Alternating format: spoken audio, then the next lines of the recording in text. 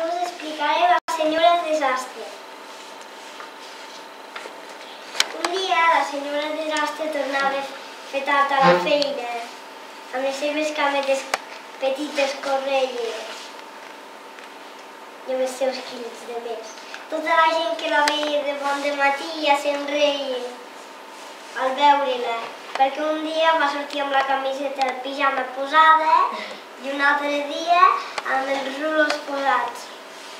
Des que era petita fins que era gran no havia sentit més de 1000 cops senyora Desastre, ningú no el recordava el seu nom de veritat. Treballava en una fàbrica de caramels perquè era molt llaminera i el que no li agradava l'encarregat de la feina que la senyora Desastre els papers dels caramels es posaven els caramels que no tocaven.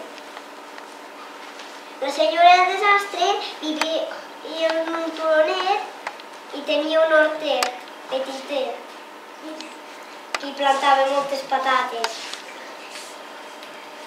La senyora Desastre no sol vivia sola perquè cada dia hi havia aprenents de mas que feien trucs divertits cada dia. D'un pot sortien conills, armaris sortien ocellets. Per tant, un dia la senyora Desastre a la massa dels caramels, a més de sucre, hi va posar sal i tota la gent va anar a protestar a la fàbrica. I l'encarregat de la feina va dir: prou, estàs despatxada.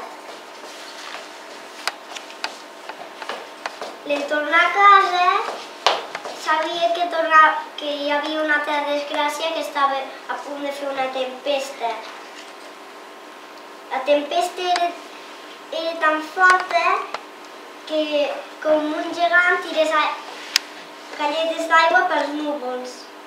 Tota la gent s'ofegava del primer pis. Tots van anar a casa de la senyora Desastre perquè estava en un turonet i no se li va mullar la casa. I els mags entretenien la gent amb trucs de màgia. La senyora Desastre feia patates per tothom.